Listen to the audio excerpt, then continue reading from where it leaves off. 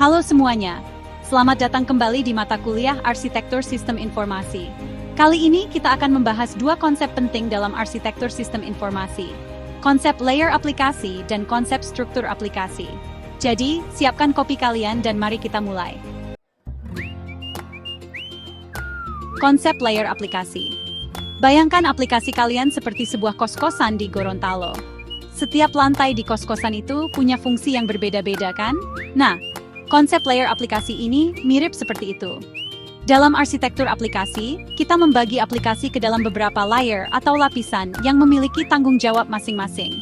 Ini dilakukan agar aplikasi kita lebih terstruktur dan mudah dikelola. Konsep struktur aplikasi. Nah, sekarang kita masuk ke konsep struktur aplikasi. Ini seperti bagaimana kalian mengatur barang-barang di dalam kamar kos kalian. Struktur aplikasi terdiri dari beberapa elemen penting, yaitu application component, application collaboration, application interface, dan data object. Yuk, kita bahas satu persatu. Application component atau komponen aplikasi sih. Bayangkan application component ini seperti modul atau bagian dalam aplikasi yang bisa berdiri sendiri, bisa dijalankan, dan bisa diganti kalau perlu. Contohnya seperti lemari di kamar kos kalian.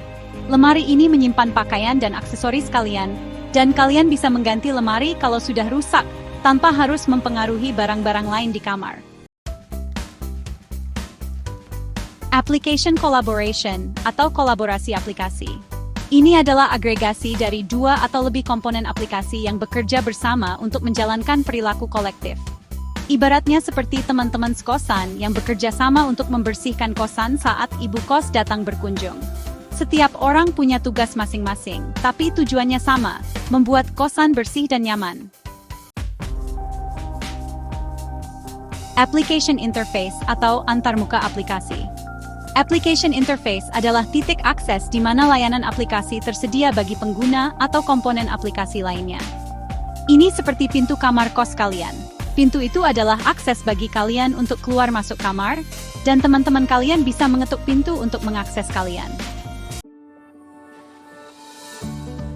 Data object atau objek data. Data objek adalah elemen pasif yang cocok untuk pemrosesan otomatis. Ini seperti catatan kuliah atau skripsi kalian yang disimpan di laptop. Catatan ini tidak melakukan apa-apa dengan sendirinya, tapi sangat penting untuk proses belajar kalian. Konsep perilaku aplikasi. Sekarang kita beralih ke konsep perilaku aplikasi. Ini seperti bagaimana kalian berperilaku atau berinteraksi di dalam kosan atau kampus. Application service atau layanan aplikasi. Application service adalah layanan yang mengekspos perilaku terotomasi. Misalnya, layanan laundry di dekat kampus yang mengekspos layanan pencucian baju secara otomatis. Application function atau fungsi aplikasi. Application function adalah elemen perilaku yang mengelompokkan perilaku terotomasi yang bisa dijalankan oleh komponen aplikasi. Ini seperti fungsi mencuci pakaian di laundry tadi. Satu fungsi spesifik yang dijalankan oleh mesin cuci. Application interaction atau interaksi aplikasi. Application interaction adalah elemen perilaku yang mendeskripsikan perilaku dari kolaborasi aplikasi. Ini seperti bagaimana kalian berinteraksi dengan teman-teman sekosan saat membersihkan kosan. Setiap orang punya peran, tapi semuanya berinteraksi untuk mencapai tujuan yang sama. Coba lihat diagram ini. Jangan panik dulu. Meski terlihat rumit, ini cuma contoh peta yang menunjukkan bagaimana komponen aplikasi bekerja sama untuk mendukung proses bisnis. Kita mulai dari bagian kiri. Ada komponen bernama Policy Creation Service. Ini adalah sebuah application service, yaitu layanan spesifik yang dijalankan oleh aplikasi untuk membantu fungsi tertentu. Dalam kasus ini, layanan ini digunakan untuk menciptakan kebijakan baru, atau, kalau istilah kerennya, policy creation. Kebijakan ini bisa jadi sesuatu yang berkaitan dengan produk asuransi, seperti paket polis baru. Sekarang, Policy Creation Service ini terhubung ke web front end yang ada di kanan atasnya. Nah, web front end adalah application interface alias antarmuka aplikasi. Intinya, ini adalah jembatan antara pengguna, misalnya admin atau pelanggan, dengan layanan aplikasi yang ada di balik layar. Semua input dari pengguna dilakukan melalui antarmuka ini. Lanjut ke bagian tengah, ada Policy Administration, yang merupakan sebuah application component. Ini adalah bagian aplikasi yang lebih besar, yang mencakup fungsi-fungsi seperti policy creation. Bisa dibilang, Policy Administration adalah modul utama yang mengelola semua kebijakan, sedangkan Policy Creation adalah salah satu fungsinya. Nah, dari Policy Creation ada garis putus-putus menuju Policy Data di bawahnya. Policy Data ini adalah data objek, yaitu objek data yang dihasilkan atau dikelola oleh aplikasi. Dalam hal ini, Policy Data berisi informasi tentang kebijakan atau policy yang telah dibuat. Kemudian kita beralih ke kanan. Ada Policy Access Service yang bertugas mengatur bagaimana kebijakan yang sudah dibuat tadi dapat diakses oleh layanan lain. Misalnya, kalau ada modul lain yang membutuhkan data kebijakan untuk memproses tagihan, Policy Access Service ini yang menyediakan akses tersebut. Nah, Policy Access Service ini terhubung ke dua elemen besar, Policy Administration di kiri dan Financial Administration di kanan. Financial Administration ini adalah modul atau komponen aplikasi lain yang mengelola aspek finansial, seperti pembayaran premi. Di dalam Financial Administration, ada fungsi bernama Premium Collection, yang tugasnya adalah mengumpulkan data pembayaran premi dari pelanggan. Fungsi ini punya akses langsung ke Customer File Data di bawahnya, yang merupakan data objek lain. Customer File Data ini berisi semua data pelanggan, seperti identitas, status pembayaran, dan sebagainya.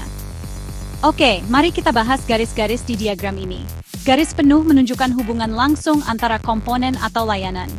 Contoh, Policy Creation terhubung langsung ke Policy Data untuk menyimpan informasi kebijakan. Sementara itu, garis putus-putus menunjukkan hubungan yang lebih fleksibel atau akses tidak langsung. Misalnya, Policy Administration memiliki akses ke Policy Data melalui fungsi Policy Creation. Gimana? Sudah mulai kebayang alurnya? Diagram ini sebenarnya menggambarkan bagaimana lapisan aplikasi bisa dipecah menjadi komponen-komponen modular yang saling mendukung. Dengan cara ini, kalau ada komponen yang butuh pembaruan atau penggantian, kita tidak harus mengubah seluruh aplikasi.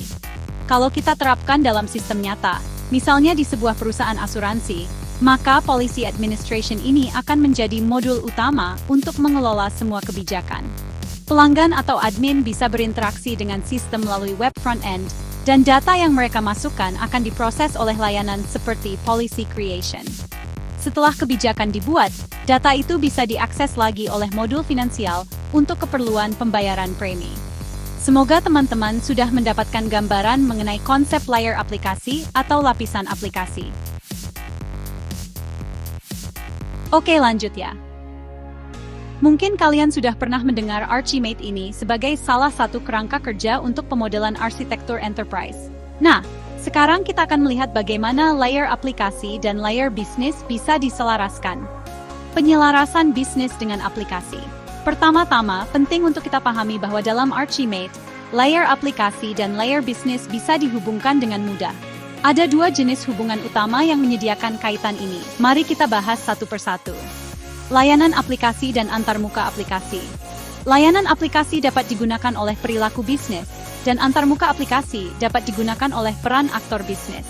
Misalnya, layanan aplikasi yang kalian gunakan di kampus seperti sistem e-learning.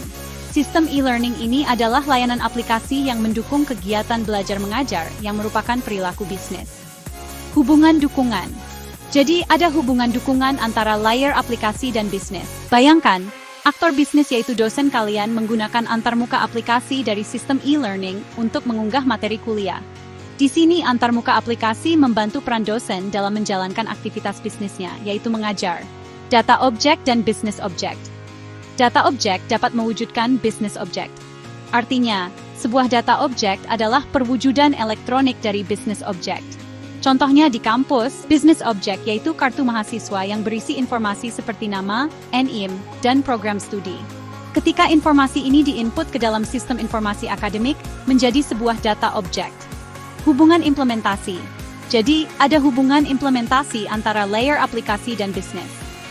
Bisnis objek yaitu informasi mahasiswa yang ada di kartu diwujudkan secara elektronik dalam data objek yaitu sistem informasi akademik. Contoh lainnya bisa kalian lihat di layanan perpustakaan kampus. Business object yaitu buku fisik yang dipinjam, diinput ke sistem perpustakaan, dan menjadi data objek dalam database perpustakaan. Menghubungkan layer bisnis dan aplikasi. Secara keseluruhan, penyelarasan antara layer bisnis dan aplikasi ini membantu memastikan bahwa aplikasi yang kita gunakan benar-benar mendukung kebutuhan bisnis. Ini penting agar operasi bisnis bisa berjalan lebih efisien dan efektif. Jadi, itulah dua jenis hubungan utama yang menyelaraskan layer aplikasi dan layer bisnis dalam Archimedes.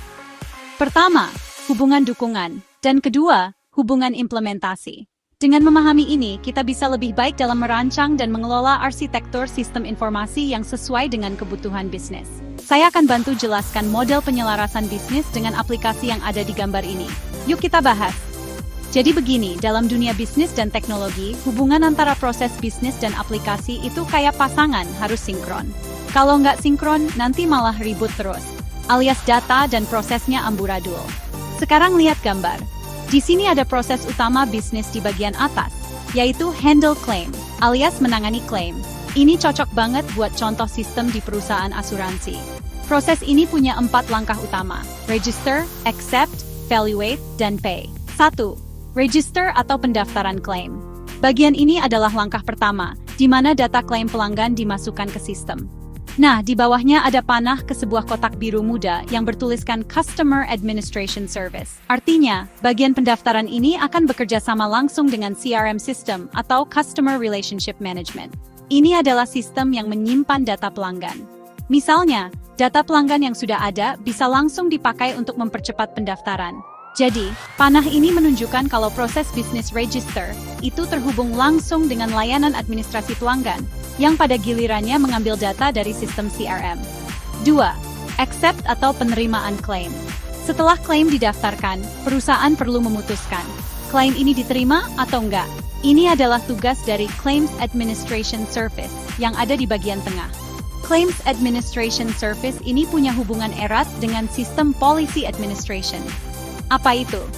Ini adalah sistem yang menyimpan semua aturan atau kebijakan klaim. Misalnya, kalau ada pelanggan yang klaimnya nggak sesuai syarat, sistem ini langsung bisa kasih tahu bahwa klaimnya ditolak. Lagi-lagi, panah menunjukkan koneksi antara komponen yang bertugas. Makanya, kalau nggak ada penyelarasan, proses ini bakal ribet karena harus dicek manual. 3. Evaluate atau penilaian klaim.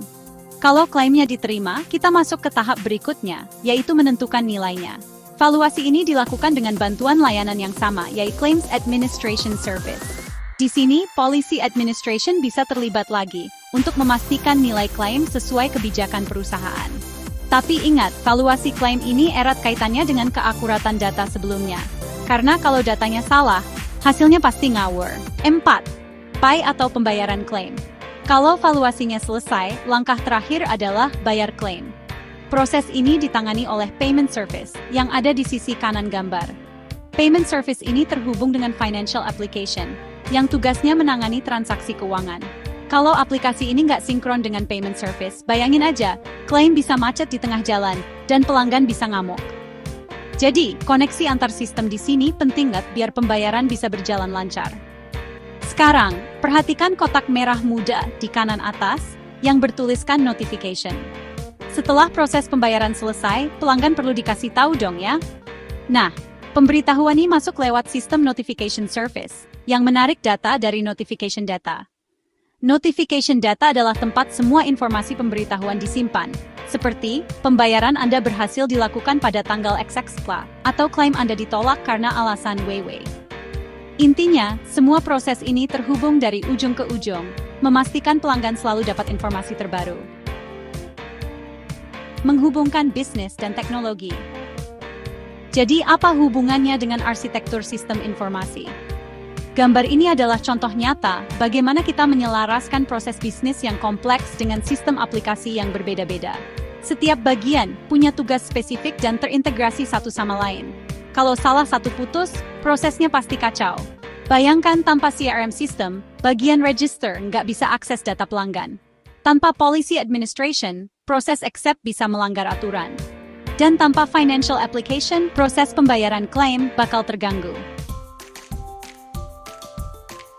Jadi, kesimpulannya, Gambar ini adalah gambaran kolaborasi antara teknologi dan bisnis untuk memastikan semuanya berjalan efisien dan akurat.